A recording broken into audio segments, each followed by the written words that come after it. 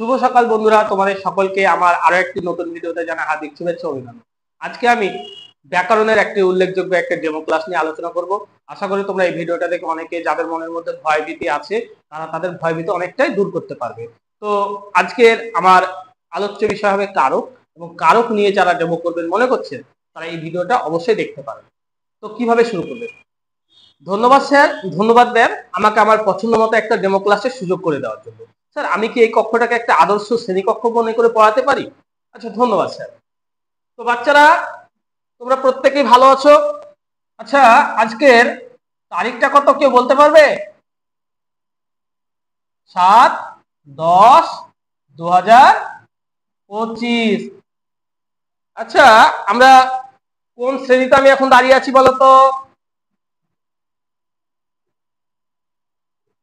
আমি এখন দাঁড়িয়ে আছি 10ম শ্রেণীতে।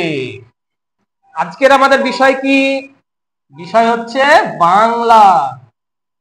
আমরা এর আগের দিন কি শিখেছিলাম মনে আছে? এর আগের দিন আমরা কি শিখেছিলাম? ব্যাকরণ।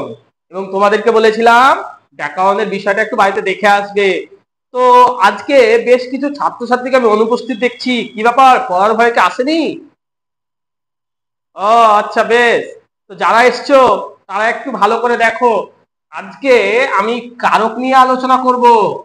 তোমাদেরকে এর আগের ক্লাসে জানিয়েছিলাম, ক্লাসে বলেছিলাম যে আজকে কারক নিয়ে আলোচনা করব।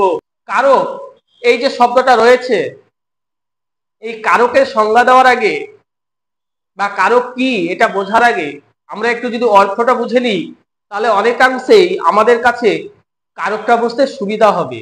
আচ্ছা, কারক, এই যে শব্দটা আছে কারক, এই কারক শব্দটা এসেছে কোথা থেকে জানো? এসেছে ক্রিযুক্ত ন, কারক। তাহলে বোঝা গেল কারক শব্দটা কোথা থেকে আসলো। এবার এটা কিভাবে আসলো একটু বলি। কারক শব্দটার এটা হচ্ছে ব্যুৎপত্তিগত শব্দ। কি বললাম? ব্যুৎপত্তিগত শব্দ। তাহলে তোমরা ক্লাস 9-এ পড়েছো, মনে আছে? প্রত্যয় করেছো তোমরা? হ্যাঁ।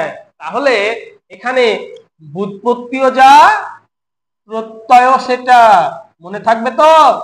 কেউ আর ভুল করবে না আশা করি। তো এই কারক শব্দের অর্থ কি?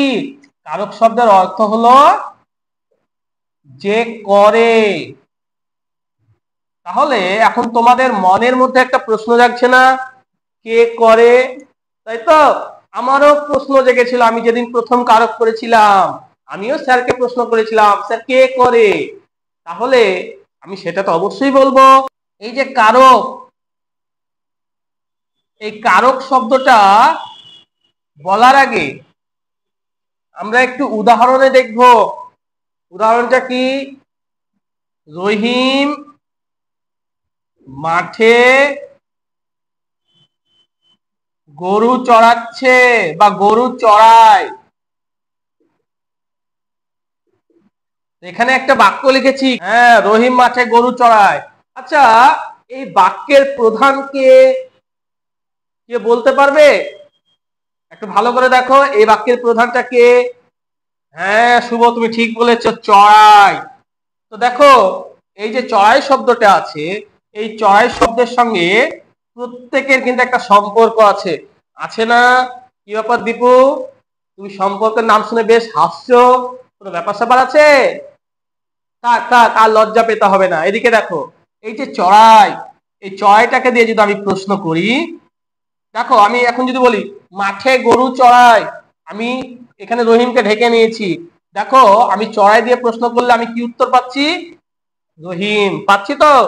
আচ্ছা, এই চড়াই দিয়ে যদি আমি এটাকে প্রশ্ন করি, রহিম গরু চড়াই কোথায়, দেখো তখন কিন্তু আমি উত্তর পাচ্ছি মাঠে। তারপর আমি যদি লিখি রহিম মাঠে চড়াই কি, দেখো এটা পেয়ে গেলাম গরু। তাহলে এটাকে কি দিয়ে প্রশ্ন করলে পাচ্ছি? এটাকে কোথায় দিয়ে প্রশ্ন করলে পাচ্ছি? আবার এটাকে কে দিয়ে প্রশ্ন করলে পাচ্ছি? তাহলে এই যে যে করলো কাজটা, এখানে কে করলো? দেখো, যে করে, তার মানে এখানে ক্রিয়ার দ্বারা কোনো কাজ এখানে বোঝাবে, তাই তো? তাহলে আমরা এই যে রহিম, মাঠে, গরু, এগুলোকে পদ পরিবর্তন যখন তোমরা পড়েছিলে পদ, তখন ওখানে শিখেছিলে না যে নামপদ বলতে আমরা বেশ কিছু জিনিসকে বুঝি। আচ্ছা মোশাররফ, নামপদ বলতে তুমি কোন কোন জিনিসকে বুঝো? একদম, যেখানে বিশেষ্য থাকবে। আর কোনগুলোকে? আমান, তুমি বলো আর কোনগুলোকে? বিশেষণ থাকবে। খুব সুন্দর, বিশেষণ।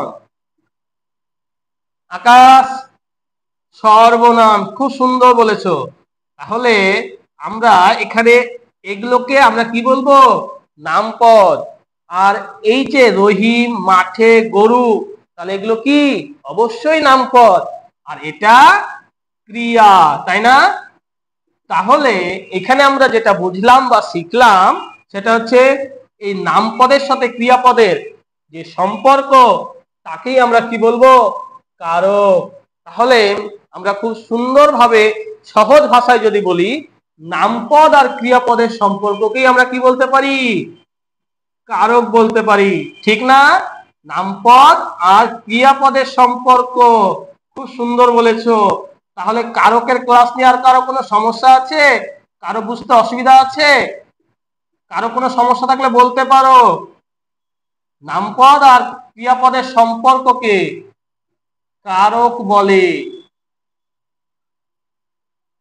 বোঝা গেল? এইভাবে করতে হবে কারকটা। তো আজকের মতো এই ডেমো ক্লাসটা এইটুকুই। আশা করছি 3 থেকে 5 মিনিটের মধ্যে, এর থেকে বেশি দেওয়া সম্ভব নয়, কারণ প্রাথমিক ধারণাটা দিতে দিতেই এর থেকে বেশি আপনি সময় পাবেন না। তাই আমি খুব শর্ট ভিডিওর মাধ্যমে আমি যতটা পারলাম তোলার চেষ্টা করলাম। তো যদি ভিডিওটা ভালো লাগে তাহলে অবশ্যই একটা লাইক, কমেন্ট ও বন্ধুদের মধ্যে শেয়ার করে দেবে, এবং পরবর্তী কার কোনটা ভিডিও লাগবে সেটা অবশ্যই কমেন্ট করে জানাবে। আজকের মতো এইটুকুই, দেখা হচ্ছে পরবর্তী ভিডিওতে।